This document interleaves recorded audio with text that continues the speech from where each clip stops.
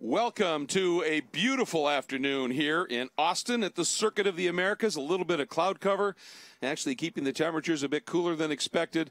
It's really an absolutely beautiful Texas afternoon here at the Pirelli World Challenge Grand Prix of Texas. I'm Greg Creamer, joined by Calvin Fish, Jeff Lepper down in pit lane, and we are getting ready to go with the season finale race in the Pirelli World Challenge SprintX Championship. And we've got some pretty good points battles that are unfolding here. It's going to be fun to see how this plays out when the day is done, Cal. We are going to have class champions in SprintX to celebrate. Yes, we are. Michael Cooper, Jordan Taylor currently have the lead by 13 points after yesterday's results over Daniel Mancinelli, who had that brilliant victory along with his teammate yesterday in the number 31 yellow Ferrari. So anything can happen. Looking at the points possibilities, I think P8 would clinch it for Jordan Taylor and Michael Cooper, but we saw a pretty feisty race yesterday, Greg. A lot of penalties were handed down during the race, even after the event. For example, Jordan Taylor got penalized for jumping the start from the pole position, so he lost his fastest lap as a penalty for that, so that moves him a little bit further back on the grid along with Johnny O'Connell. And you're looking at the guy who got the overall fastest lap in the race yesterday, puts him on the overall pole. It is a Pro-Am category driver, and it is the pro in the number 14 Global Motorsports Group, Thermal Club Mobile 1 Porsche. James Safronis is the M, but that was Mathieu Jaminet, who, when it comes to driving a Porsche at Circuit of the Americas, the guy is untouchable. He is something special here, certainly. He is on the overall pole. Top qualifier in the Pro category is the number 31 Ferrari, and they had that big win yesterday. Here is a look at the number 2 as they are suiting up. That is Ryan Dial getting ready to go in that DeVilbiss and Hawk-sponsored machine. And they had kind of an eventful race yesterday, also carrying Service King Collision colors on the car this weekend. Got a penalty, a drive-through for some contact that they still are arguing just a little bit, but they just drove a storming race back after that as well, and we'll start up in the top 5. Yeah, they got a very fast car. Both Daniel Morad and Ryan Dial have been on it this weekend, and we had that contretemps up in turn 1, which eventually led to a spin for Patrick Long. It was he, Alvaro Parent, and Daniel Morad coming together. Morad got the penalty for avoidable contact there, and he claims he did not touch Alvaro Parent. He says he's got onboard camera that says so.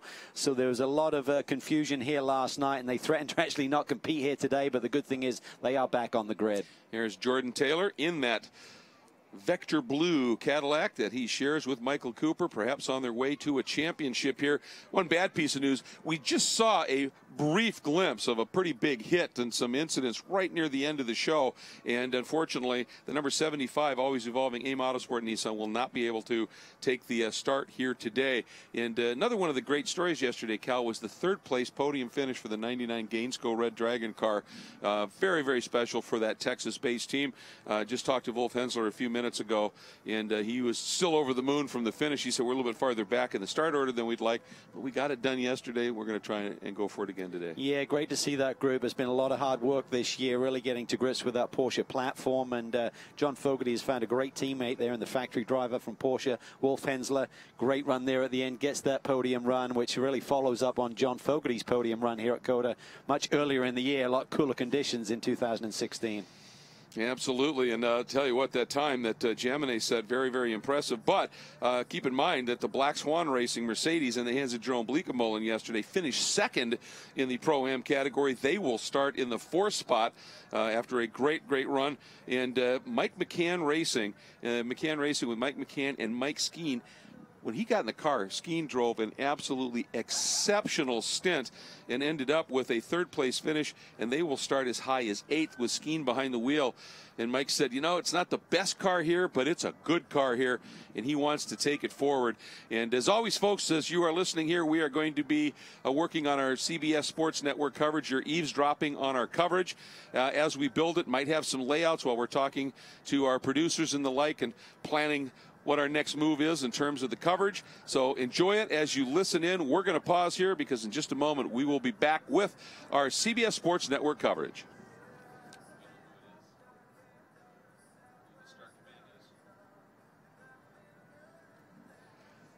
All right, folks, it is time for us to get down to the front of the grid with Jeff Lepper to get this one underway. Thank you, Greg. A lot of excitement down here on pit lane as we get set for the Pirelli World Challenge Grand Prix of Texas. A lot of cars down here. And to give us our command, Patrick Toussaint. Driver, start your engines. Awesome job there. A great charity there with prisms.org. Check out that number 90 Porsche here today. Joe Toussaint and Corey Friedman. Absolutely touching and great to get this field fired up.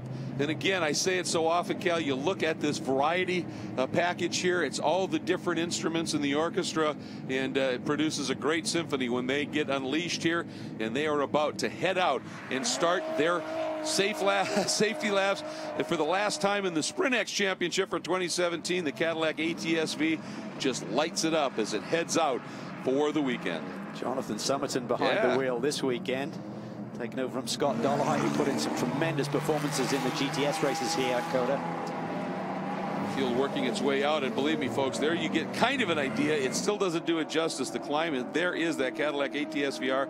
That is a 133-foot, 13-story climb in a very short piece of racetrack up into a very tricky turn one, and it doesn't get any easier after that corner here at Circuit of the Americas. Yeah, trying to survive that first turn, and then people get momentum coming off of turn one. They want to fight it out through turns 2 and 3, so you really got to be on your toes, fully alert. And there you can see, stationed to the right is our official medical vehicle, also courtesy of Cadillac, the beautiful Escalade. That is our rapid response vehicle when needed. We hope they get to just sit and enjoy a great view of the race from that very spot. Thanks again to Cadillac. Let's take a look at our Porsche race analysis. 3.4 miles, 20 turns.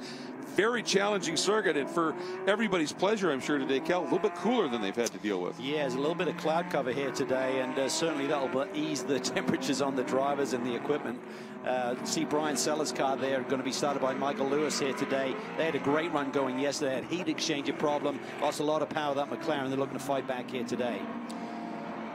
All right, and now it's time for us to get back down into pit lane for an update in our our Pirelli keys from Jeff Lepper. Well, thank you so much, Greg. You saw that start command from Patrick Toussaint, his dad, Joe, with the Prisms.org Foundation, racing for Patrick.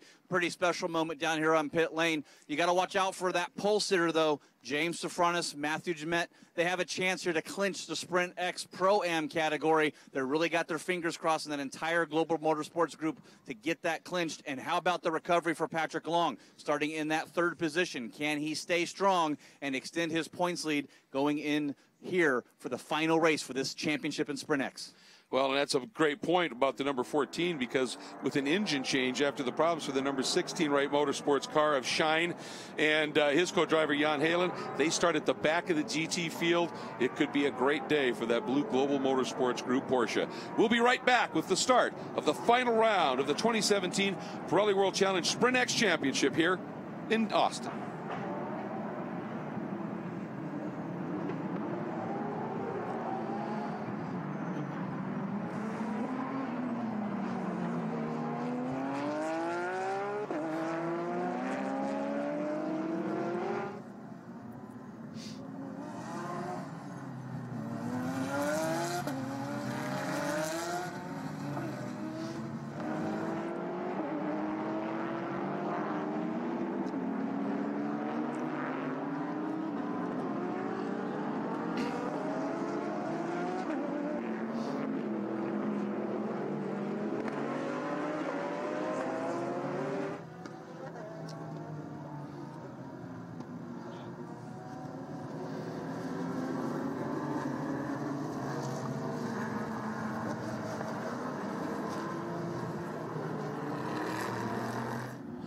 Lights are out on the Cadillac ATS-V pace car here at Circuit of the Americas Pirelli World Challenge Grand Prix of Texas.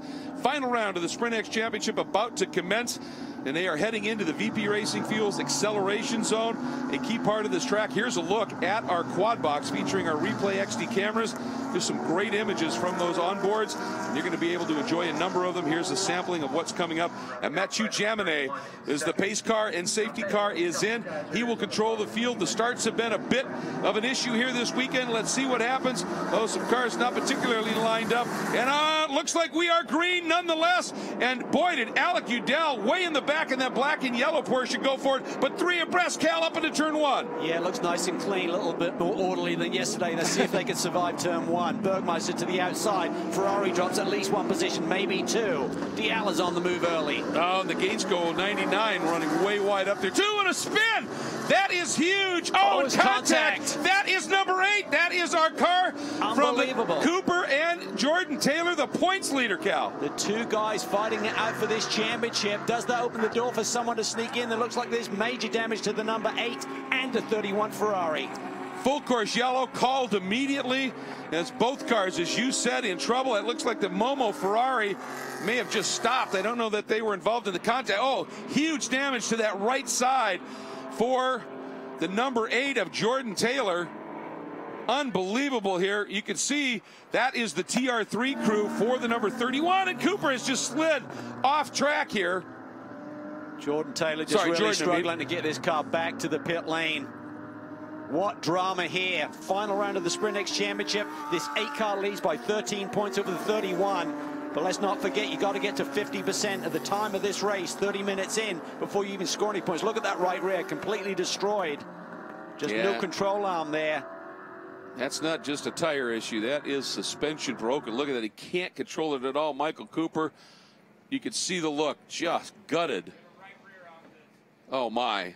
And for the 31 Ferrari, Nicolas Guido involved as well. That's huge, a huge moment. Yeah, massive in terms of points implications. This could open the door. What drama. We talked about the number 2 car. They threatened not to even compete here today. Suddenly they could sneak in the back door and clinch this SprintX Championship. Yeah, they have 7 points in hand over Patrick Long in that Wright Motorsports Porsche. And then the number 3 Cadillac, only 5 points behind them. So if these guys cannot get back and going and score well, what look like a possible comfortable margin, and that's why you never count anybody guaranteed in racing, because this is the kind of thing that can happen. Just looking at a reset here on the points, Greg. Even if the 2 car were to win, they would still come up 3 points shy on the number 8. So. Wow. However, so it's kind of down to who gets the fixed on the best, the 8 or the 31, it appears here. Pretty much. If one of those 2 cars can get this car fixed and get 30 minutes of running in, that could be enough to clinch it. If neither one does, the 8-car may still clinch this SprintX Championship. Crazy. Well, the 8 car, as damaged as it is at least moving. Haven't seen anything of the 31 yet. Whether that has been taken off. So, boy, huge, and he's not moving. This could be absolutely traumatic. Yeah, that was the 31 and the number 2 are really fighting out. We said you got to survive turn 1, then you get the momentum down the hill. Ryan Dalziel had that momentum, swept to the outside of the 31. Don't believe there was a touch, Greg, but suddenly Scaroo lost control of this Ferrari. Looked like he's going to be okay, and then suddenly got clipped. We saw a couple of cars running a little wide, but it looked like everything was going to be okay. And then it all just came unglued at the exit of turn 1. Boy, he is struggling huge, just trying to get that car back. Yeah, as soon as he turns left, that right rear just toes out and just wants to spin him out.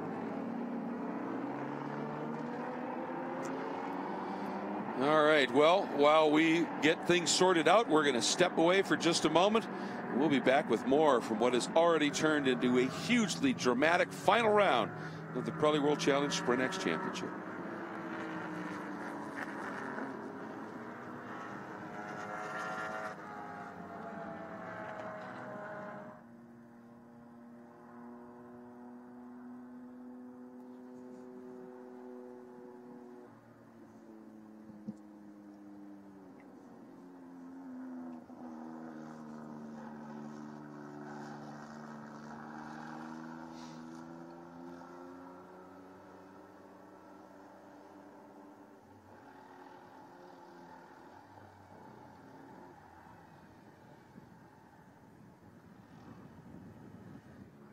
Mercedes. So you have your first act, let's see, the Audi RS, Spencer Pirelli, Lewis, who's ever in the Acura, not sure. Fong, Udell, and Skeena, your top 10 cars at this point.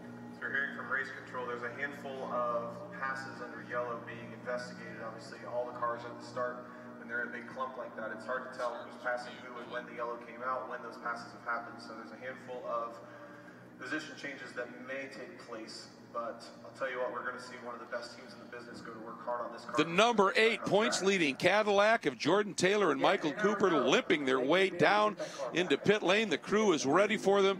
This is going to be a comprehensive fix, but one they really have to try and make, Cal. They really do. They've got to do whatever they can to get a fix so that car can just drive. Just get it out there so it can do 30 minutes of drive time and score points. Suspension is the first concern. You see a big oil tank reservoir right in front of that right wheel as well. Don't see any rupture there. Don't see any fluid on the ground. Exhaust is right in there as well. They've got to get that straightened out so they don't cause any overheating issues. This is an absolutely top flight crew, one of the best in the world, quite honestly. If anybody can get this done, Cal, I would say it's this crew. If there's one safety, there's probably not much heat soak in all of those parts. Typically, if this happens middle of the race, everything is red hot. Obviously, the opening lap with the pace laps here. But, you know, points are on the line here, so anything helps. This is major drama here. Just to reiterate, the 2 car is out of shouting range of sneaking this championship, even though they continue to run in a very high position, 3rd in the points. But they're too far adrift coming into this race to be able to close that gap, even if these 2 cars do not see further action. It looks like it's going to be a little difficult for the 31 to see action. It's coming up on the back of the tilt bed. Jeff Lepper down in pit lane. What's the word? Well, watching this Cadillac racing crew, the only damage really suspension-wise total when they're huge hole in the door, patch up stuff. Expect my Cooper, or sorry, Jordan Taylor in this race. All right, obviously some technical issues there. So as the crew continues to work on that car, this is going to be fascinating. Chamonix and Bergmeister cleaned through that start, as did the number 2 at Dial, the 54 Bleekemolen, the 2 Mercedes running 3rd and 4th behind the 2 Porsches. Then Spencer Pumpelly with a car that is slightly wounded as well after some incidents late in the race yesterday for that number 4 Magnus Audi. And Spencer said they've got it shimmed, they've got it wedged, they've got everything in there except an actually fixed car, just trying to get through this one at this point. Yeah, there's that drama right at this spot on the racetrack, actually, Greg, coming through the S's. There's a big spin there in the middle of the pack. Spencer had nowhere to go, hit one of those big yellow kind of curbing monsters, I'd call them, right there on the inside, and just did major damage to the front end of that Audi. The problem is the team don't think they could even get an effective fix done in time for Sonoma, which is only a couple of weeks away as well, so they just got to try and fend off with what they have underneath them. So it's cobbled together. You can certainly adjust the suspension to try and get a decent setup on there in terms of the alignment, but nonetheless it is a cobbled Audi sitting there in the 5th position right now. And an update coming from pit lane from the number 8 Cadillac pit. Believe it or not, as bad as it looks, apparently it's just a damaged toe link and some carbon fiber. All of those key components you were talking about aren't damaged, and they think that they can make sure that that exhaust is going to be free enough to not generate heat issues.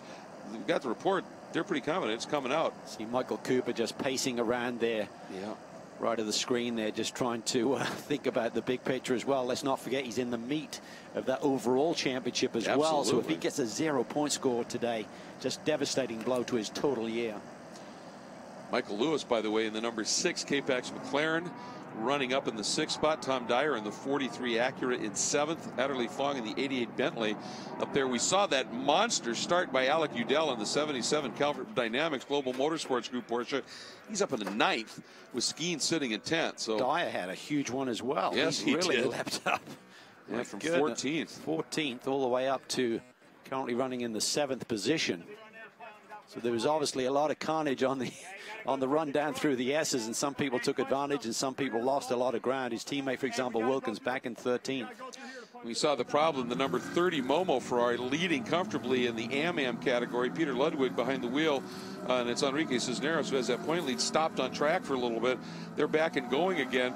But after all of that drama, the number 24 M1 GT Audi of Walt Bolin, who's sharing with Lars Viljoen, and who we've seen with some tremendous speed in this category last year at Canadian Tire Motorsport Park. But Walt Bolin leading in the Am category, running 14th overall right now, really making some hay in that scenario. It's the number 55 Lamborghini of Alessandro Bressan, running in the lead in the GT Cup Pro-Am category. The 18 of James Wayland in the 3R Racing, Ferrari leading in the GT Cup Am category right now, and in GTS it's the number 09 Racers Group Aston Martin of Derek DeBoer heading that entire grouping. Looks like we're starting to get a little bit more urgency here. I think it was just a matter of getting that 31 up on that tilt bed, moved off track, and be able to get back to green. It was like a cut and paste from the start yesterday, where we lost about 15 minutes at the start of the race. Yep.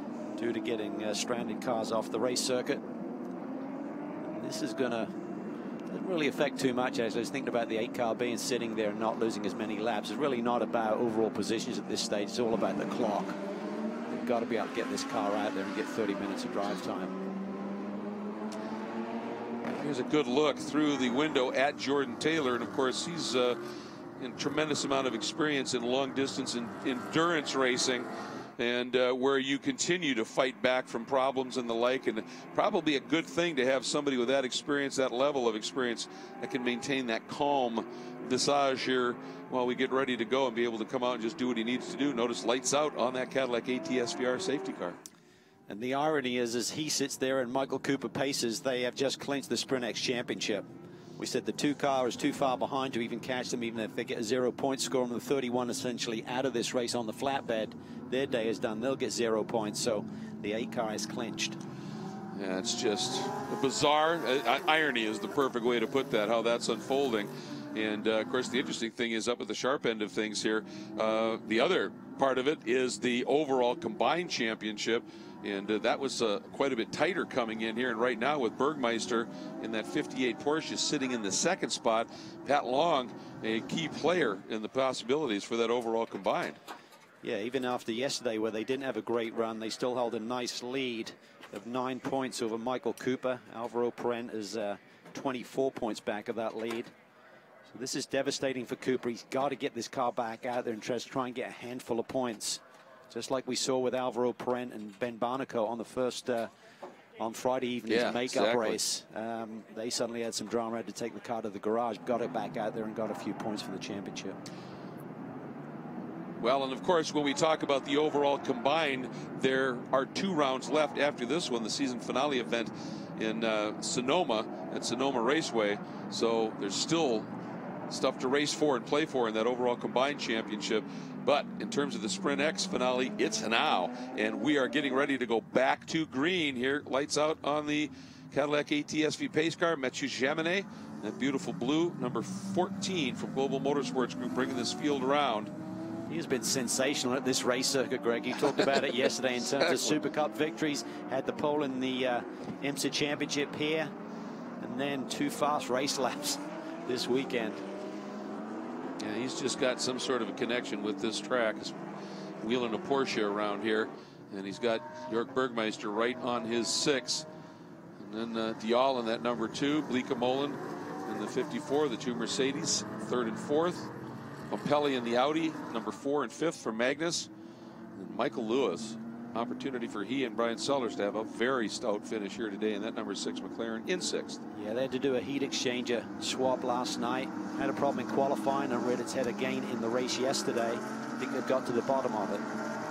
All right, safety car is in. Jaminet in the Porsche, leading him through the VP Racing Fuels acceleration zone. He goes, and we are back to green.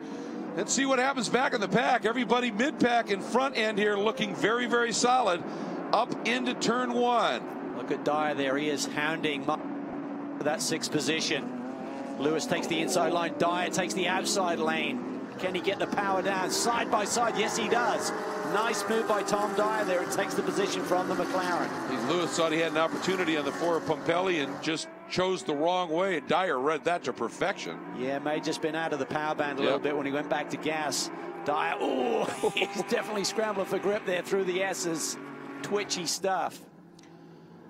Coming up into turn 8, very, very tight. These S's just continue to tighten. And now, Alec Udell putting the pressure on the Bentley there, trying to take advantage. Can he make the move down into the brake zone for turn 11? Gets a good run through 10. Fong defense, take the inside lane away. Alec Udell to the outside as they fight the apex. Oh, it's going to be a drag race here. Oh, the Bentley gave him no room on the exit, and Alec pushes him right back. It's a drag race all the way down. You're so close, Cal. Almost argy-bargy down this high-speed straightaway. Bentley to the inside is going to be the last of the late breakers. Alec fighting back hard here. Fong takes it down to the inside. Can he take it in deep and miss the McLaren? Yes, he does. Nice control there by Adley Fong. Watch Alec trying to do the over-unders. Dyer running wide, way wide goes Skeen. Lewis took advantage there. He's back around the Acura. And Race Control just delivered a warning to the 88 of Fong, saying you've got to give your competitors racing room. And Udell just solved that on his own, said, well, I'm going to get through here. Yeah, this is getting feisty. This is nice racing here. 44 Seafried, he's in the picture as well. John Potter's teammate. What a move by Udell. As they work their way now through that great triple apex right-hander. Udell, also pretty adept at racing Porsches here at Circuit of the Americas, ran the Porsche Super Cup race in support of Formula One last year and had a couple of great races. In that one, in fact, running down and passing the guy who ended up winning the championship in the second race. So a couple of guns here, these young guns. Ben Barnicoat a run here on Seafried. Seafried defends with the Audi to the inside, takes that inside lane. Critical points on the line here for that McLaren. Alvaro Pren, obviously Ben's teammate. Oh, there's a touch there. Had a little bit of contact earlier in the weekend. Ben Barnicoat, a really nice young man from England. Had a great single-seater career going with McLaren. One of their junior drivers, and has realigned himself with the McLaren brand now in GT racing. Yeah, just kind of misread and mistimed that over-under move just a smidge here. Nonetheless, he's under attack now from Mike Skeen, and again, Skeen in a Pro-Am car, and it's important to point out that when we get to that 10-minute pit stop window, the Pro cars, it's a 60-second delta. Pro-Am is 90, so that's why you see some of these Pro-Am guys racing extra hard, as they want to be as far up in the order as they can come those stops, because if they can be close and then a caution comes out, they might be in with a decent chance here. And with that, as it looks like the 77 of Udell getting a great run on Dwyer, heading down into it, and here comes Fong. Wow, trying to take it all move. back, 3 abreast, down into 12. He couldn't make it work. Can Udell? He's there. Dyer floats it a little bit wide, but Udell is through. And with that, we're going to have to take a quick break here at the Pirelli World Challenge Grand Prix of Texas.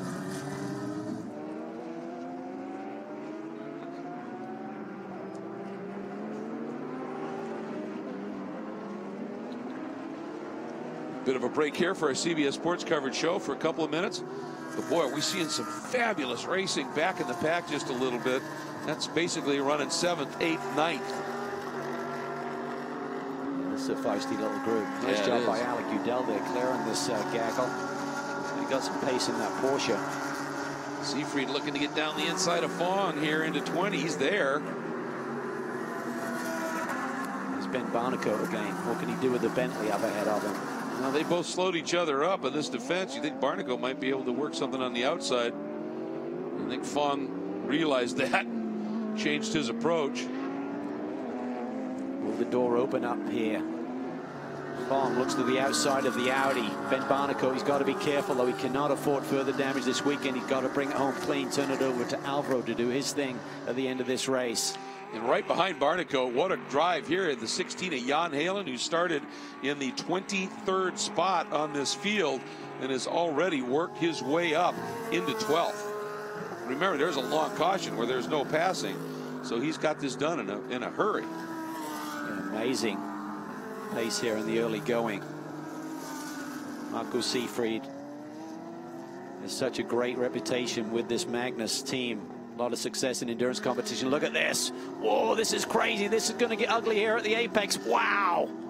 That was Jan Halen there, diving down to the inside of Barnicoat. I thought he was going to T-bone one of those cars that was turning in for turn 11. Well, he hit that bump, and you can see that the car just absolutely skated. And then it almost came to a stop trying to make the turn. And as a result, he may have made the attack, but I think Skeen got through on him clean.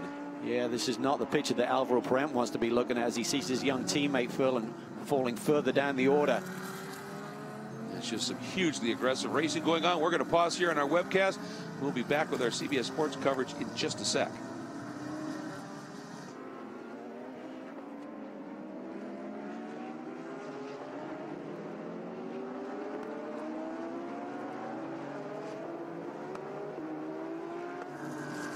Tremendous action unfolding back in the pack, and unfortunately for Alvaro Parent and his young teammate who started this season finale for SprintX, Ben Barnicoat, that's where that residing back in 11th. But look at this action, Cal. It happened while we were in break. Look at that. Ben Barnicoat trying to defend there. Jan Halen was totally committed there at the inside.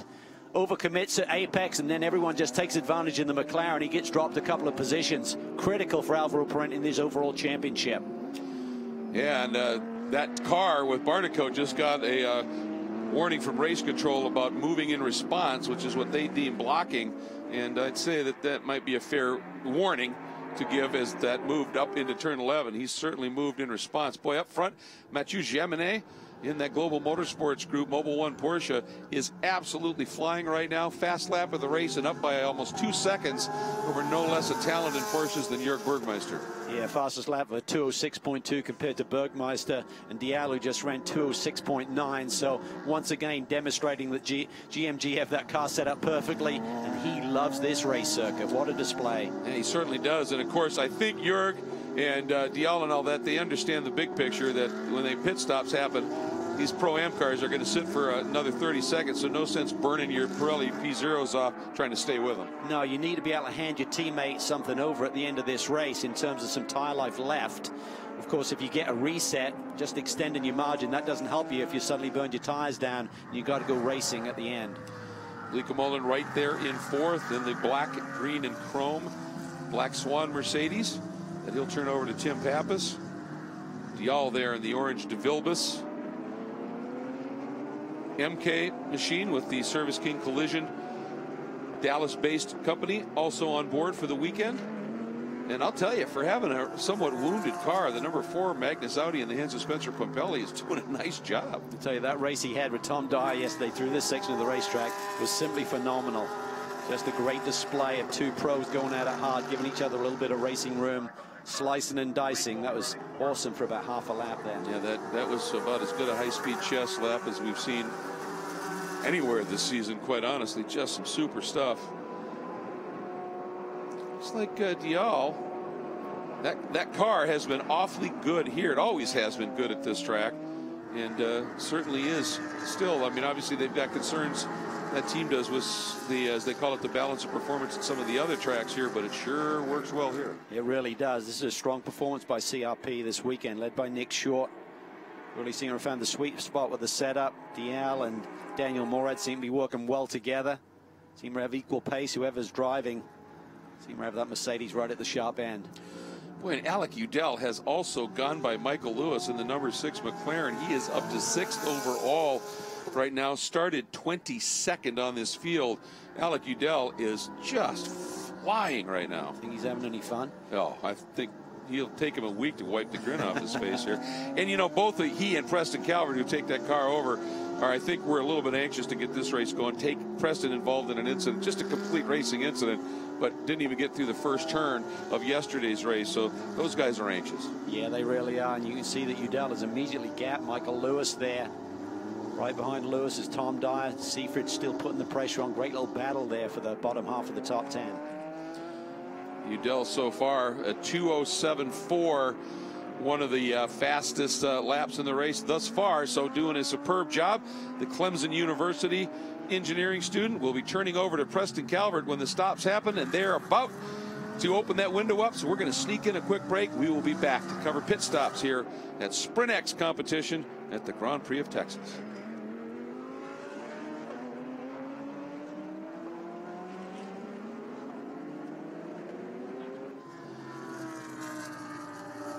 Now, folks, here on our webcast, we're going to just kind of sit quiet for a second because the window for pits is going to open in, as you can see, about a minute. We'll be back with our CBS coverage to call it.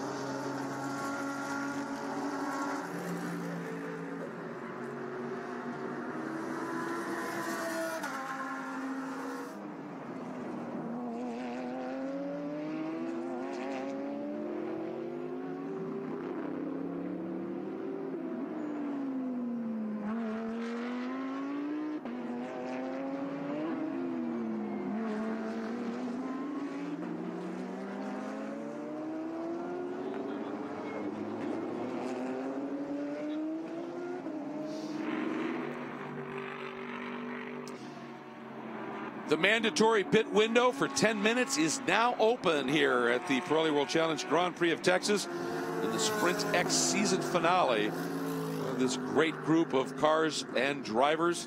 Global representation from manufacturers and some of the best pilots in the world.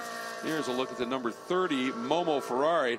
Had that moment where it stopped for just a little bit after that incident up in turn 1, but Peter Ludwig has just dropped the hammer and taken that car right back to the front of the GT-AM category, and he shares with Enrique Cisneros.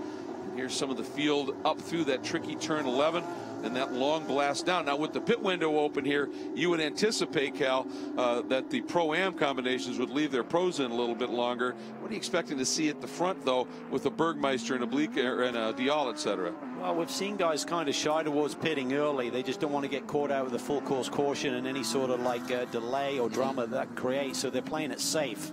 And we'll have to wait and see. Certainly we've seen the Ferrari in recent times, but they're not going to be making that call today. The TR3 group, that number 31 car. Oh, that was nice. Marco Seefried gives him a little bit of room, tightens his hand. Saw yesterday Bleekemolen get a penalty for roughing up Sanchez doing an identical move, and there was a little bit of argy-bargy and a cut tire for the Nissan. You know what? Tom Dyer must be getting a little tired of that section of track, seeing those gray Audis. That's right. Creating some really sweet lines and moves here. Spencer on him in yesterday's race. A nice move there by Seefried onto the front straight. Nobody up in the sharp end of things into the pits just yet. Walt Bolin, who had a good run going, led for a little bit in the AM category, has taken that M1 GT Audi into the pits and turned it over to Lars Viljoen. Great to see Lars back in this championship. Truly is. Burst onto the scene last year at Canadian Tire Motorsports Park. Yeah, teaming with Jorge De La Torre in the SprintX round there. Really fast in the Aston Martin there. Just crushed the field when he was in the car. That's right. There's a look at one of the best in the world, Jerome Bleekemolen. And you always leave him in the car for as long as you possibly can. Jaminet will do the same thing you would expect. Bergmeister knows the big picture. He knows that Porsche is going to be on pit lane 30 seconds longer, and this could be huge for Pat Long. With the drama for Cooper, the 8 car still. Actually, they got back out there, Greg. There's now 9 laps on the board, so I think the 8 car is circulating, although it's showing him still in pit lane. Oh no, sorry, misread. 8 laps behind versus 8 laps on the board. Yeah, so the 8 car is still stationary in pit lane. And they're running out of time. They got to get 30 minutes. You see the clock dwindling. And watching there, the 03, that's one of the GTS AM cars. Craig Lyons behind the wheel of the Racers Group 03 entry. Running currently 4th in that class. And this is when things get a little interesting, is when the cars in the GT category start coming around and catching the GTS and GT Cup field. And it can create opportunities for some, consternation and frustration for others, certainly. And a nice job by Craig. Everybody flowing through, really not getting held up much at all. Udell is nipping away at that lead that Spencer Pumpelly has on him right now. 4/10 quicker on the lap before. But Bleekemolen was the fastest on that lap. Well, I tell you, Cal, we just got word from Race Control, the 99 Gainesville Red Dragon Porsche now in the hands of Fogarty. Drive-through penalty for a short pit stop, but Bergmeister is in. Long awaits, as does Jeff.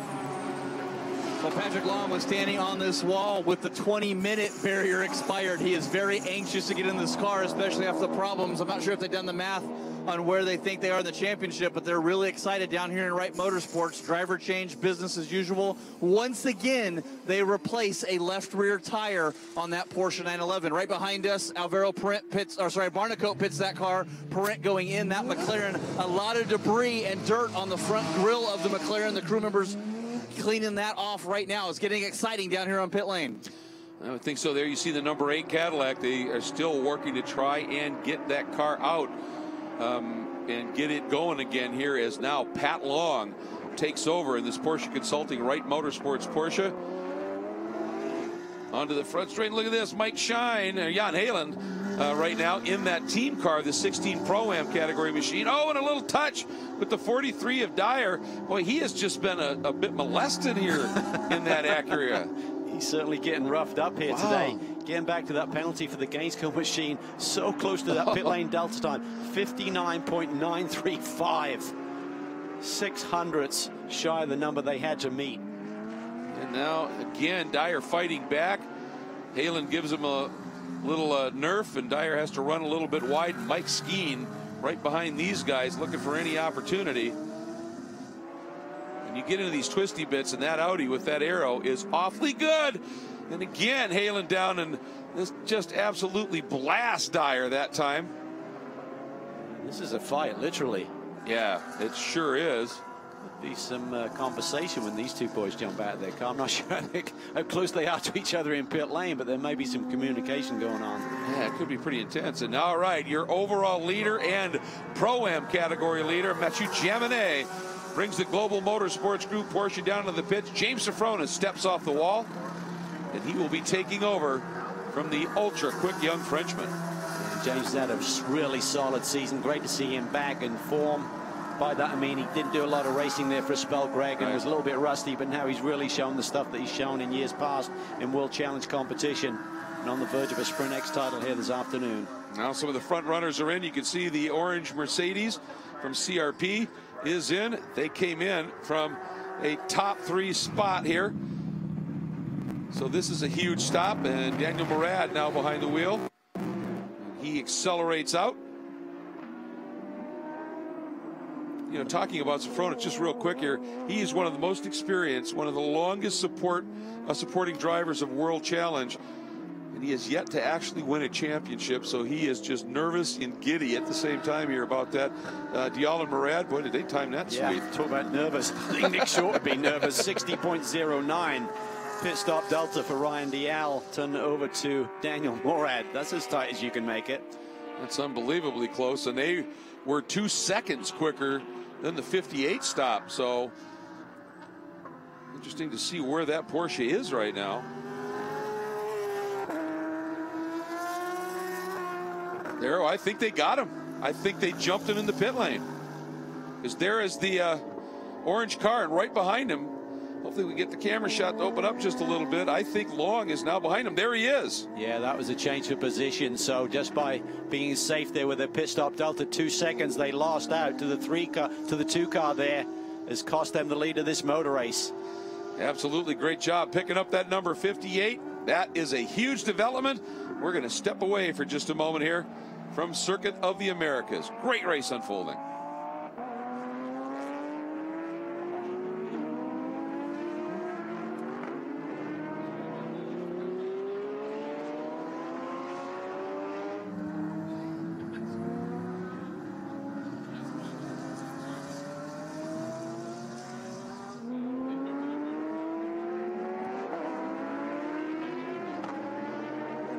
Those of you on the webcast, this is a short layout. We'll be right back with you.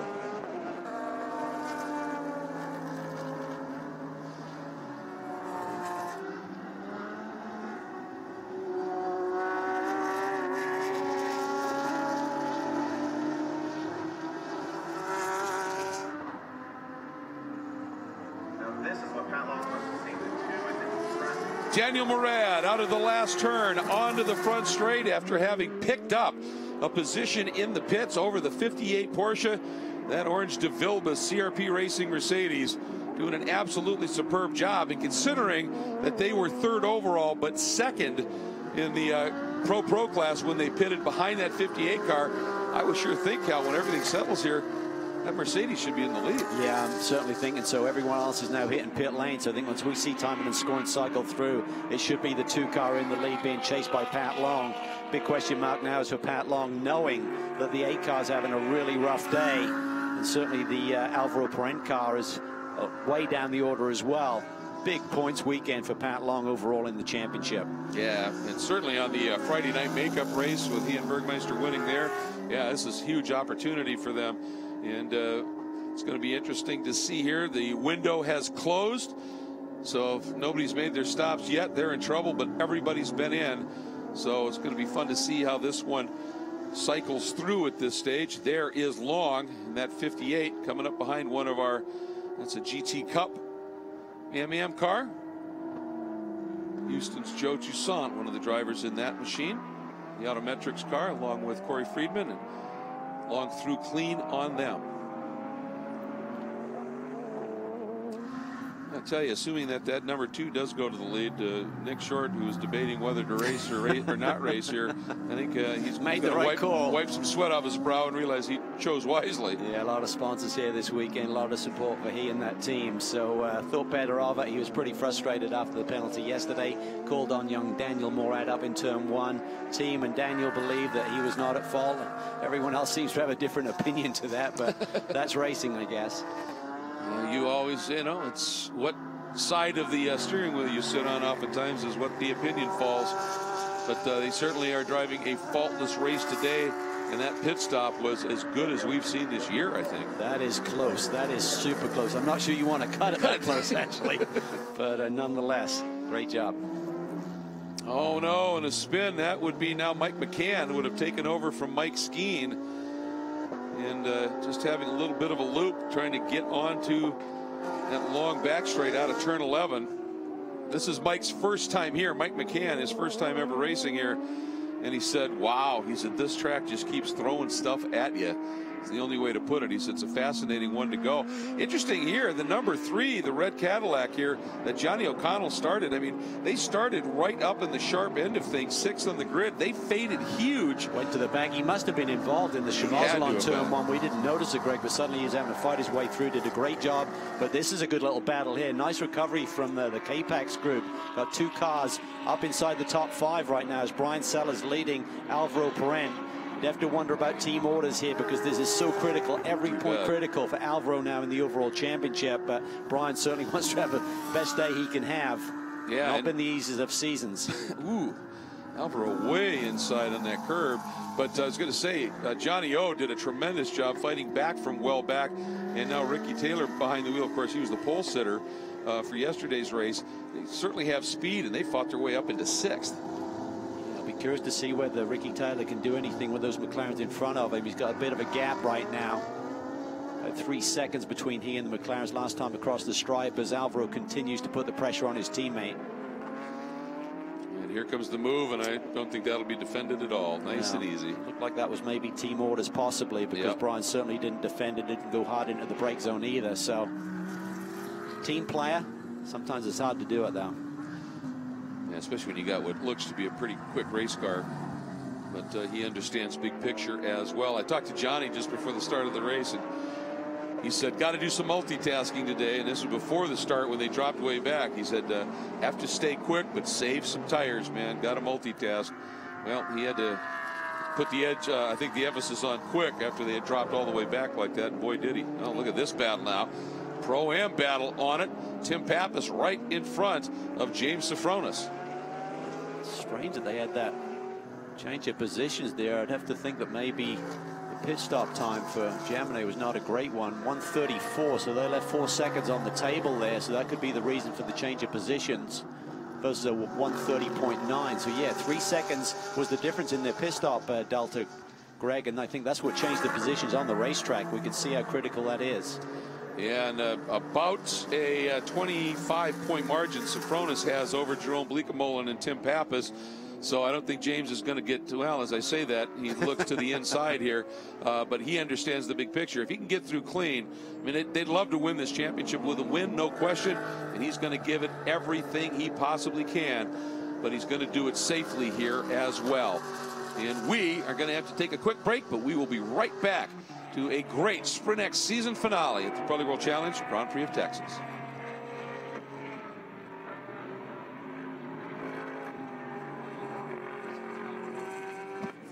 Another short layout, folks, here joining us on the web in our CBS Sports Network coverage.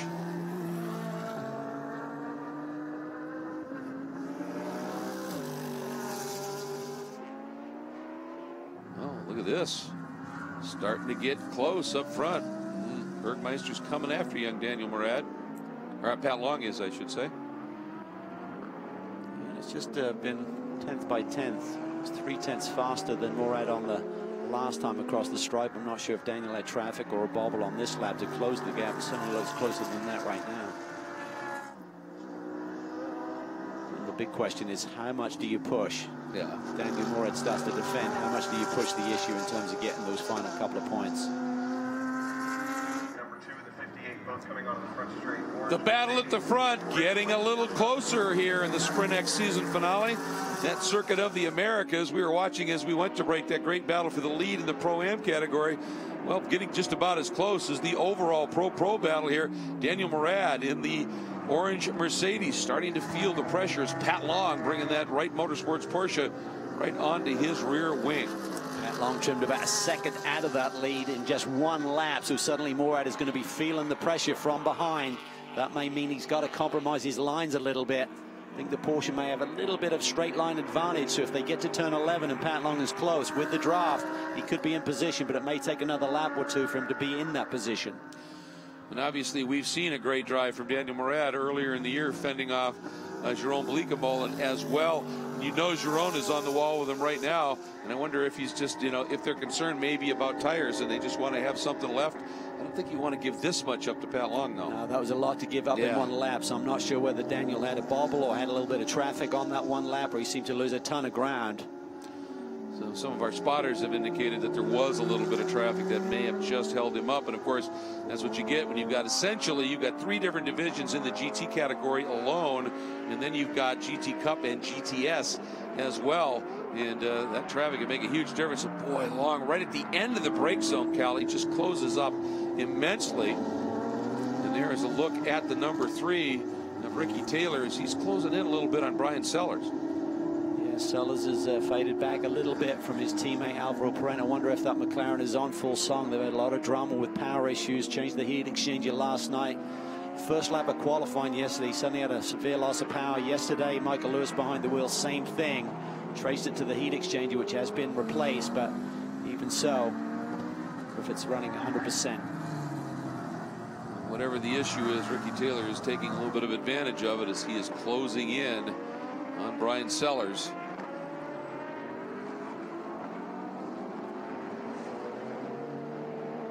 Still the 54 leading in the Pro-Am category, at least last time by start finish over Sofronis. You know, I think Sofronis has just got to be keeping his eye or getting the message from his team as to where Michael Shine is.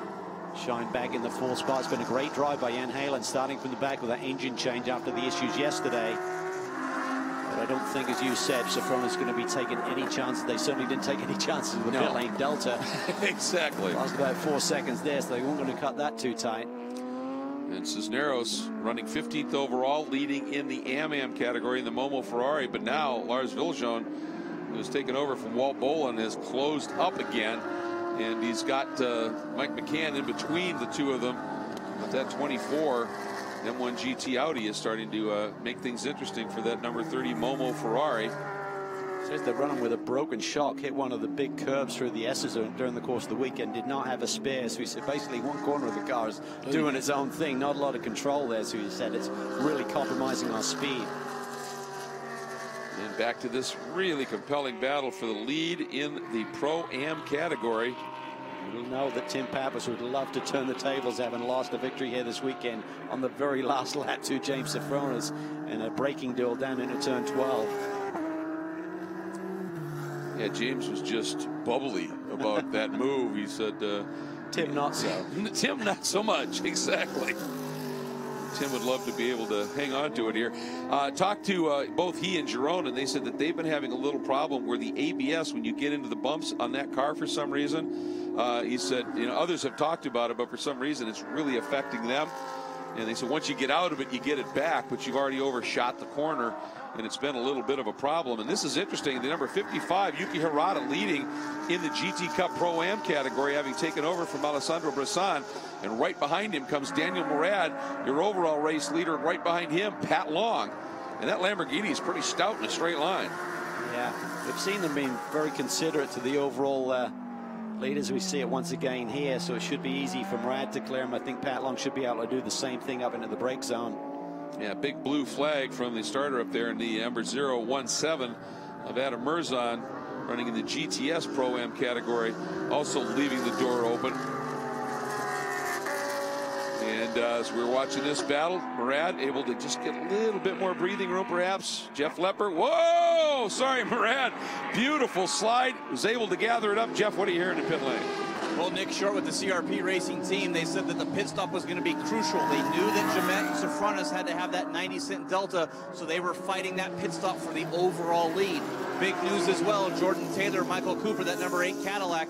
Cadillac thinks they're going to be okay on the championship even if they don't complete half the races. They pulled that car behind the wall, unable to get it fixed. Well, I mean, that's a good point that if they couldn't get it fixed and make sure they had the 30 minutes in, there's no point because they weren't going to get any points anyway at that stage, and have taken it obviously behind the wall. But you'd alluded to it, that pretty big margin in hand already. So obviously they're in a pretty good position. Nonetheless, Long just showing the nose a little bit. We're going to sneak in a quick break. We will come back to this great lead battle here in Texas.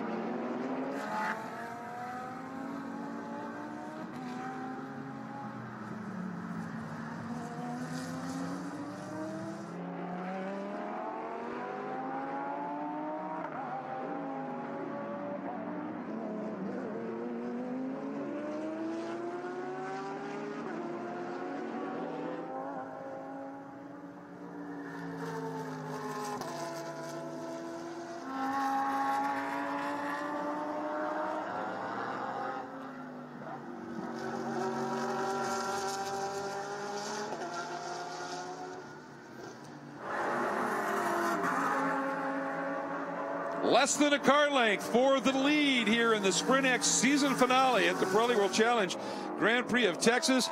Pat Long, as they come by that margin, officially under half a second, and it is close enough for him to start showing the nose to young Daniel Murad in the Mercedes from CRP Racing. Look how close at the exit of turn 1, Cal. Yeah, that Porsche has some pace right now. I think he's quicker than the Mercedes. The question is, how hard will he want to push to get those final couple of points here, looking at the big picture. He will not take any risk. He knows that Daniel Murad is feisty. Daniel Murad has really burst onto the GT racing scene this year with some tremendous performances, nonetheless in that victory at VIR along with his teammate, of course, but he held off Jerome Bleekemolen for the first half of that race in identical machinery. A lot of confidence right now. It's kind of an interesting bit of irony here, too, because it was Murad, according to some sources, that came up inside the 9 McLaren, which got into the 58 and looped Long. And these two guys are right in close concert again, and traffic up front that they're going to catch down into the turn 12 braking zone. Obviously, young Daniel has to clear the way first. Can Pat do anything with it and time it and get a run on him? Well, it'll depend on how well this traffic is looking in their rearview mirror. Here comes Daniel Murad. Difficult position right here. Slices it down the inside and clears it. That's handy. That should gap him a little bit more of a Pat Long, give him some breathing room. Pat's going to try and get both of those GTS machines, and does. Actually lost a lot less than I thought he was going to. He did. Really nice job by Pat Long there. But didn't take any chances, just kept it really wide there so the other car would see him, and then sweep around the outside, keeping the pressure on Murad. And it was a nice move as well from those two cars. One of them, the 019, that's Ari Below, and recognizing that he was coming through, and the other one, the 09, is Sean Gibbons from the Racers Group. So Steve Cameron Racing and Racers Group drivers really paying close attention, and I'm sure have updates coming not just from Race Control but the team, that these guys are coming through, and this is a battle for the lead. Here's the number 24, will be their next car that they catch with Lars Viljoen. Look at this, back in Pro-Am, still half a car length between these two. Tim Pappas doing a superb job right now. He's hanging on there. He's doing a great job. Team did a great job executing the pit stop, leapfrogged around the 14. Was Jaminet from the pole 11, led to his pits from the start to his pit stop. Boy, the two battles here for Pro and Pro-Am are mirroring each other. A Mercedes under huge attack in both from a Porsche. Great point. At this point, kind of fun to watch what's unfolding here as this battling continues. And if you're liking this, that means you're a big fan, as we are, of the series. And if you want to know what's going on throughout the week, not just on race weekends, easy way to do it, social media. First, go to Pirelli World Challenge. The online site at world-challenge.com. Great video content there. Links to all of the live webcasts of the races. Facebook. Let's go to the Pirelli World Challenge Championship fan page on Twitter. Look for the handle at WC Racing. And for all things racing, take a moment and check out Motor Trend On Demand. That includes the archives of all the Pirelli World Challenge webcasts. You can start your free trial at motortrendondemand.com today.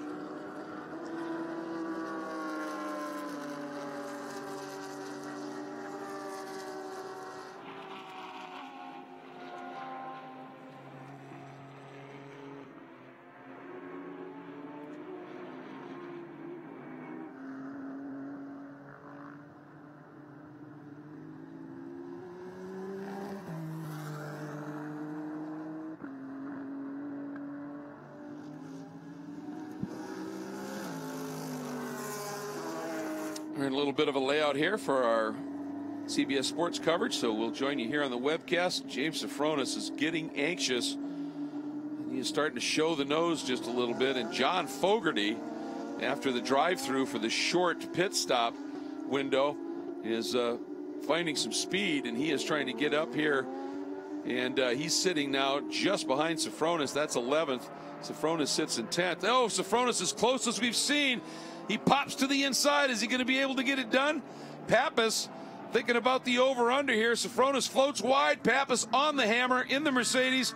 Looks like he's going to be able to get right back and around. Boy, I'll tell you, Pappas stayed mega calm there under attack. That was really, really nice by Tim. Yeah, it was kind of a nice response, having lost the lead a couple of nights ago. So great job there. Just Safronis took it in super deep, couldn't hold the line, exceeded the track limits, and I think not just straggled for grip there coming off the corner, but I really think he realized he was running afoul of the rules there and just gives the position back.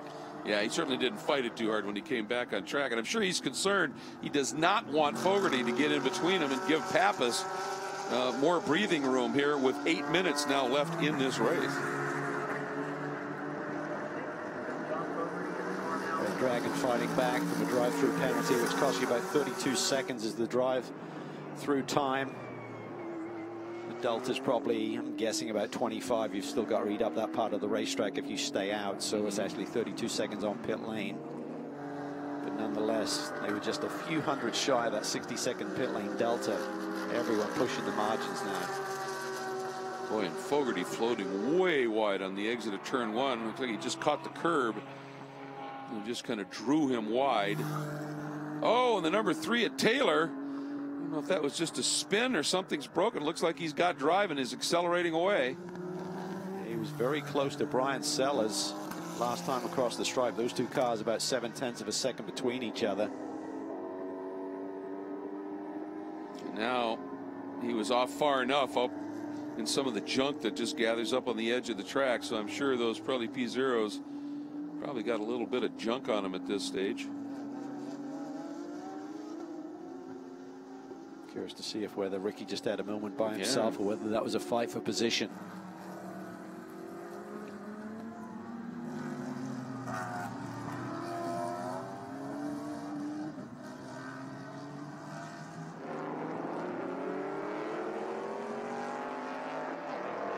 Welcome back, everybody. A look there at the number 43 Acura NSX from Real Time Racing in the hands of Ryan Eversley. And Cal, that car is carrying our iBox suspension cam. And this is a track that just the loads here put an awful lot of a premium on the suspension being completely dialed. It really does, and particularly now this racetrack is a little bit bumpier, Greg, over the last couple of winters. Tremendous rainfall in this area. Not just talking about the storm of last week, of course, but it's really created a little bit of heaving. There's a few more bumps in the road, and that iBox suspension seems to be dealing with it nicely.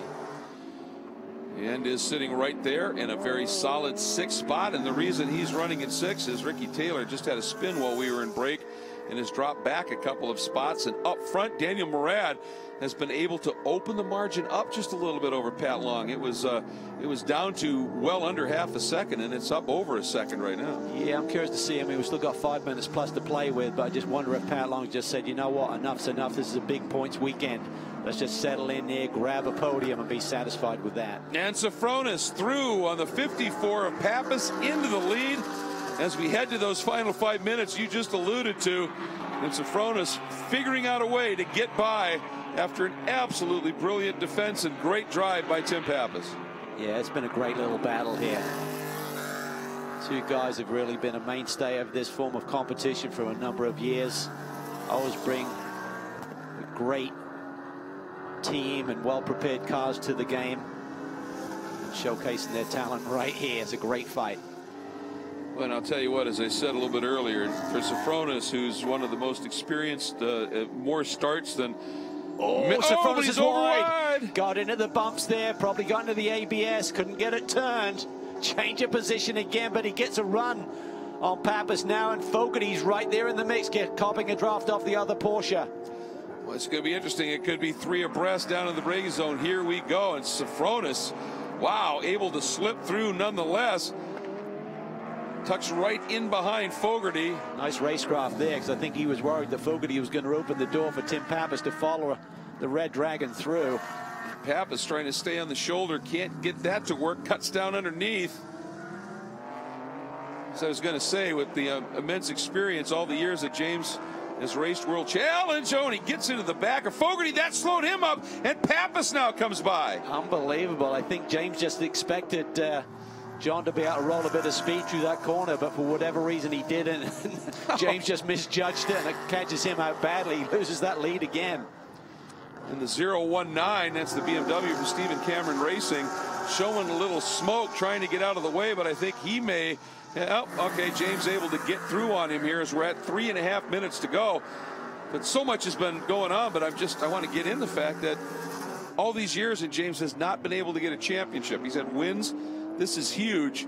He'll get it if he finishes right here, but you know, he wants to go out with a win if he possibly can here, I would think. But he's also, I'm sure the guys on the pit wall are talking to him big time about, you know, if you could do it clean, fine, but no risk, no risk, no risk.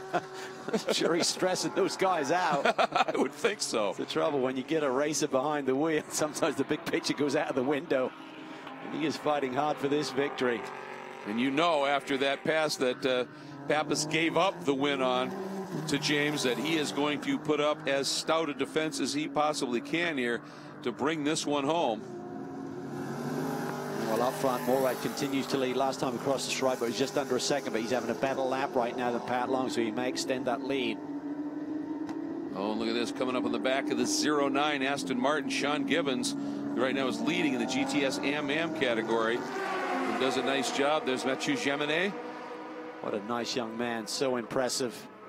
Asked him this lunchtime, do you know what you're doing next year? He said, no, that's Porsche's decision. And it's a big one because they'll be looking at his performances this year. Really, really impressive. A lot of speed. Here comes Sofronis. Late. Is it going to happen? Ooh, oh, and he gets into him. Pappas. Oh, that was both ugly. of them off. Just got caught in no man's land there. He didn't commit to the inside, switch back to try and follow him through the corner, but hadn't slowed it down enough.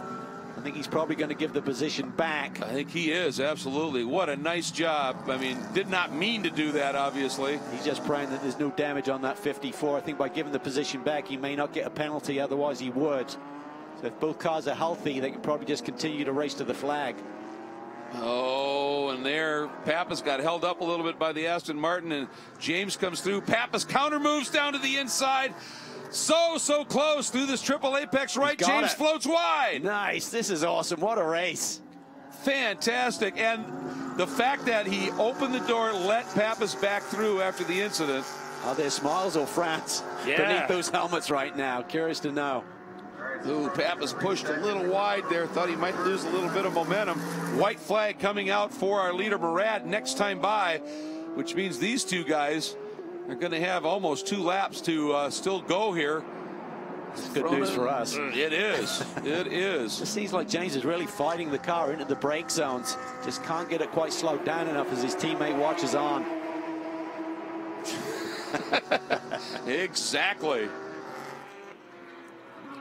Great to see that Mercedes is healthy despite the big cloud. Absolutely. Down in turn 12. And it was obvious James had the car was running. He could have just driven off. And he waited until Pappas went back by him, and then they both got after it here. Yeah, he didn't wait long though before he attacked again, did he? Yeah, as soon as the GTS Aston Martin held up Tim just a little bit, James pounced. He said, "Look, I gave it back to you, but game on now." And what a game it has been. Meanwhile, onto the front straight, just coming in underneath. So one more lap to go. Daniel Murad, but look at the margin he's been able to open up. What a story Murad has been this year. Now, Cal, that margin up to 2.2 seconds. Yeah, I just think with about 5 minutes to go, Pat Long just decided this is okay. This is okay. You cannot afford to throw it all away for a couple of bonus points, essentially. Well, and here we go again. Same spot on the track. This time, James, just a little bit more circumspect.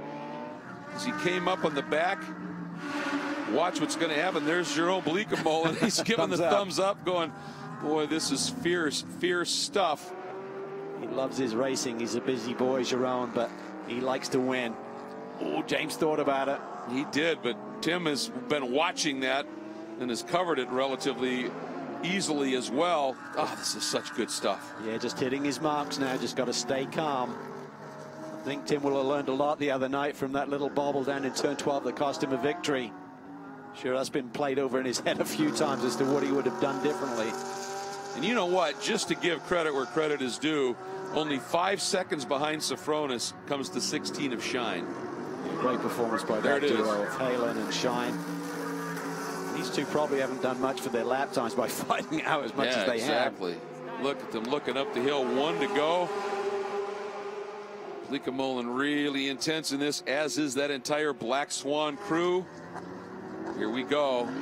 James trying to short it here into the S's, gets to the inside, got up on that curb, and it unsettled him a little bit, and that gives Pappas a couple of lengths. He's poking that Porsche nose in some scary spots. I don't think he's got the confidence under braking that he had earlier in this weekend, however, because every time he goes deep, he seems to lose the front end and can't get it slowed down. That's got to be playing in his head a little bit.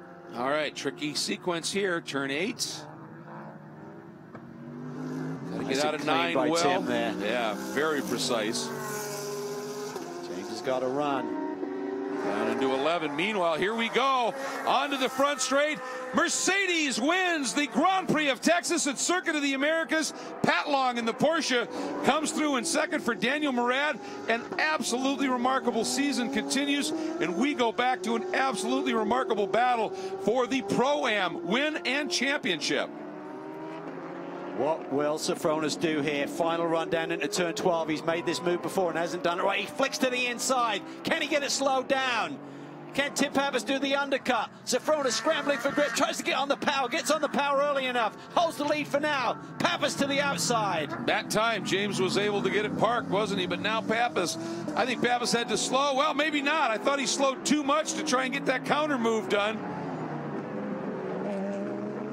Oh, Mercedes has the grip there. Can he tuck it to the inside again? He's out on the outside. He needs to get that Mercedes poked to the inside like he did a couple of laps ago. Can't make it happen. That Mercedes has a grip and it's got torque. James protects. He does. Slows them both up probably enough. Now he squirts on the accelerator hard. Got a gap. Is it going to happen?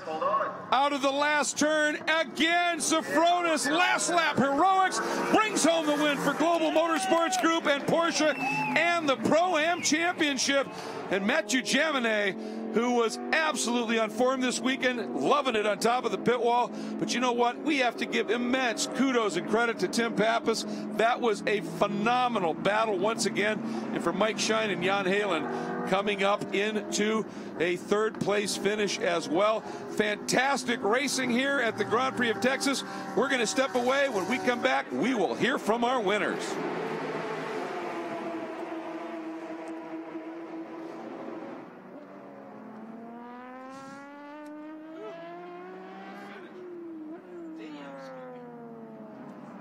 And how about we...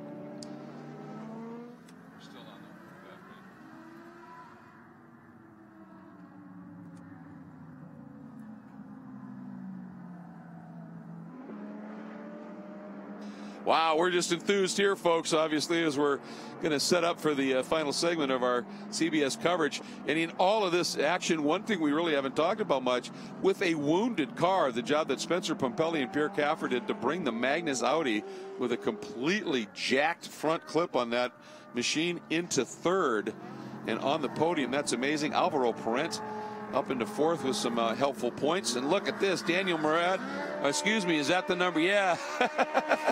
Enrique Cisneros is celebrating. He is champion in the AM category of the Pirelli World Challenge SprintX.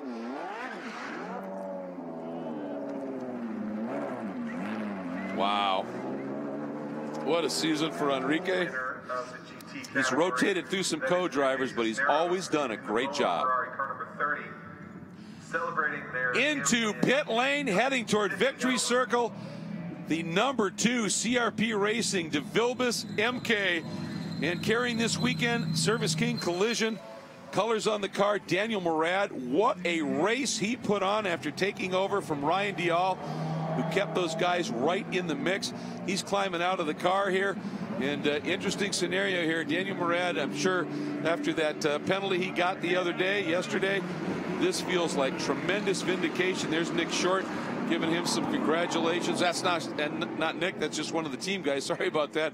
And we are ready to send it down to Jeff Lepper as soon as Murad gets that helmet off and to get an interview with this winner. What a great job he has done this year. Boy, the crew, they just can't give him a moment. Here comes Pat Long coming over and giving him a huge handshake and a hug. That's a class act by Pat Long and Murad. Off comes the helmet and the balaclava. Jeff? Well, here with Ryan Dial, but we got to talk to the man of the hour here, Daniel Murad, holding off. You've had 2 epic drives holding people off. Bleekemolen yesterday, and none other than Patrick Long today. Congratulations. Thank you. You know, this one was Ryan. I mean, he did everything for me. Came out of the pits in the lead, and I mean, that's everything I would ever ask for. You know, it was tough keeping Pat behind us. The Porsche was strong in the mid part of the race, but our Mercedes-Benz AMG was strong at the end. Tire degradation held in there, and I'm happy to bring the win home for CRP Racing in the final round of the SprintX Championship, and second place overall in the championship. Yeah, Ryan, we talk about that second place, everything you could do. Of course, the victory not coming again since VIR, but still, good job today. Yeah, great job. Typical Canadian, he's very polite, but I think we both did pretty good stints. I knew Jorg was holding me up, so when they pitted early, I was able to stretch that lap, and Daniel did a hell of a job keeping them behind us. But I think for us, we're happy. We're also disappointed. A couple of races that didn't go our way, otherwise we'd have had the SprintX Championship. But great job from everybody at De Vilbis and CRP. We've had a rough one recently, so we're going to enjoy this tonight. Yeah, not a bad way to do a sponsor here for New of the Weekend Service King on the side of this Mercedes as well, guys. Yeah, Dallas-based company coming on board and helping out. Anything helps when you're at this level, and boy, did it work out for them today. Going to take a look now at our Pro results in the SprintX Championship. And Murad Dial in the Mercedes, Long Bergmeister in the Porsche, and again, a huge story here. We didn't get a chance to talk about it with all the great racing we're seeing, but with a wounded Audi, Kaffer and Pompelli, Cal, bring that thing home in third. Amazing. Talking to that team this morning, they said, we're not sure we can run. Cobbled it together. Great performance by both of their drivers. And Parent Barnicoat, that 4th place, has some implications in the overall combined championship. And then Sellers and Lewis in the team Capex McLaren. Nice job there. A heavily worked over Eversley and Tom Dyer in the 43 Acura there in 6th. And Ricky Taylor, that little bit of a spin, cost them a couple of spots. So pretty great battle, obviously, at the front. Great racing throughout. But nothing was as intense at the end as the battle in the Pro-Am category. And Jeff Lepper, James Safronis, with the help of Mathieu Jaminet, wins his first ever Pirelli World Challenge Championship with a win. Well, we talk about your team here sweeping the weekend, doing what they needed to do. And you've been in Pirelli World Challenge pretty much since the inception and your first championship. Well, this is a team championship for sure. The GMG guys were amazing. I mean, I can't say it enough. And having Mathieu Jaminet here from Porsche Motorsport, the guy, what can I say, he's a rock star, as obviously you could see on the track. But to really give credit to a team effort, because we've come a long way. I would say one of the bigger powerhouse teams now. The car can be driven fast with a talented driver. And then a guy like me can bring it home with a great race with Tim Pappas. Got to give hats off to him. He worked me hard. So that's the kind of championship you want to win. Last lap, last race. So it's very gratifying. Want to say hi to Nargis, Chloe, and Jensen. See you tonight, guys. And these guys are awesome right here. But yeah.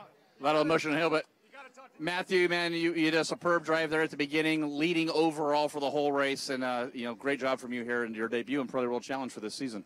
Yeah, it was just a great race for me, a great stint. I had the pace, car was really good. Thanks to the team, I just could put a little gap to Bergmeister and just keep the car in a good shape for James. We were a bit conservative at the pit stop, so he came back P2. behind the team, but yeah, you just did an awesome job. It was a bit stressful till the end to pass on the last lap, but in the end we won. They won the championship, so all good. Yeah, mission accomplished for you. But James, talk us through that last lap, man. That was some of the best racing we've had all year. Well, Matthew's so fast. The tires maybe in the front were a little less than I'd like, but the car was still good. And Matthew gave me an excellent car. Everything was good about it as far as the balance. I was pushing the brake zones harder because Tim was really good in the high-speed sweepers, first and third sector. I'd get him under braking towards the beginning, and then at the end it was just pure grit and determination and a lot of experience with over 200 starts here. Definitely had to pull some tricks out of my hat. I knew where I could get him. And then we raced clean, a little bit of bumping back and forth, but it's all clean. And when I hit him, I felt so bad because I just couldn't stop the car. He turned kind of abrupt to get his line. And I just said, I'm stopping guys until he gets by me. Fair play to give him a fair chance because I wanted to get him ahead of me. And then I fought him back. He got inside. We bumped. He got the position. And then I said, all right, here we go. Last lap. It's now or never. And I know my son Jensen would have been disappointed if I finished second. So that's for you, buddy. Well, James Sofranos, those 200 starts, it came down to that driving for that driver here today. Well, and huge kudos to James for when he did get into the back of Tim, obviously, to let him get back in front. And then he attacked immediately. Yeah, he gave him about 5 seconds. Exactly, as you would expect. Here's a look. And we talked about that great battle for the win, but how about Mike Shine and Jan Halen coming from dead last on the field up into a third-place run? That was superb as well. Yeah, really good recovery drive and disappointment there. I mean, if you reflect back to a few of the races this year for Mike Shine, you know, question of what might have been. Absolutely, and of course, Alec Udell's amazing drive, and he and Preston Calvert, after getting taken out in the first lap yesterday, end up with the top 5. Good stuff. Speaking about getting taken out in the first lap, not the way you want to win a championship, but champions they are. Let's get back down to Jeff Lepper to hear from our SprintX champions. Well, champion-elect, we call him there, Michael Cooper, but not how you wanted the day to go, but awesome season, and congratulations on the championship. Yeah, obviously really excited about winning the SprintX championship for Cadillac. It's a little bittersweet with how today went, getting taken out by the 31 car. It looked like he rolled off the brake and rolled into us and ended up taking us out, and that's been the name of this championship, has been avoid the 31 car. It's really unfortunate that's how it's gone, but, you know, the overall was the bigger picture what we were looking at, and it really stinks that we got taken out of that today. And you know, seeing those guys work so hard trying to get the car back out there, you know, I feel for them. They go into the shop 9 to 5 or later, 5 days a week for this whole year, you know, to get the car out there and try and win the overall championship. And a silly move by somebody without some thought ends up, you know, taking away all their hard work, unfortunately. Well, Jordan, for you coming into your first full season, really a Pirelli World Challenge competition, a couple one-offs, but able to clinch that championship with great driving from you as well. Yeah, I mean, just like Michael said, today was very disappointing for the overall championship, for the manufacturers as well. But I think, you know, our SprintX season as a whole was great. We had very consistent results. We were probably the only car with no incidents, no mistakes on track or in pit lane, no penalties. So I think that's the way we won this championship. It wasn't necessarily on speed. I don't think we had the fastest lap or a pole the whole season, other than when Ricky got the pole this weekend. So a lot of hard work from Michael, myself, and all of Cadillac Racing. So I think we can be happy with that, and Michael can go to Sonoma and, you know, fight like crazy. Well, we need to come up with a new category of racing now, because Cooper's won in touring car, he's won in GTS, and now a GT champion. That's a very good point, Jeff. He's gone for the trifecta now. And I'll tell you what, you could just see it's a little bit muted, certainly, the celebration, but they did earn this championship, Cal, no question. They did. It's a disappointing day, as you can see on both of their faces, but I think the reason being is that it's really hurt Michael's ability to go to Sonoma with a legitimate shot. Pat Long now is about a 28-point lead unofficially over Alvaro Perrin, who leaps up to second, and Michael Cooper's now 32 points back. So they need Long to have a really bad race or a bad weekend to get back in the hunt. Yeah, and I think Jordan made a good point about, obviously, with them being out and also with Ricky's spin late in the going and dropping back, that didn't help Cadillac in the manufacturer points either, and that is a huge thing in this championship, the manufacturer's championship as well. So that's going to wrap up our coverage here on our webcast for this season finale in the SprintX Championship from the Pirelli World Challenge Grand Prix of Texas. However, we do have one more race coming at you here. It's going to be coming up here in about 45 minutes. It is the doubleheader race for the touring cars, and they have put on some absolutely stellar racing here this weekend as well. So don't wander too far away from your TV or computer, whatever you're watching us on. We sure wanted to have you back with us here. And we want to remind everybody that if you are tuning out at this stage for whatever reason, we have another round of the Pirelli World Challenge GT Championship. It's the sprint finale and the finale of the overall combined, if you will, as well, in Sonoma mid-September. So championship's not done in total, just the SprintX Championship. And we do hope you stay with us and come back, watch some great touring car racing. Fabulous way to finish out this Pirelli World Challenge Grand Prix at Texas. Thanks.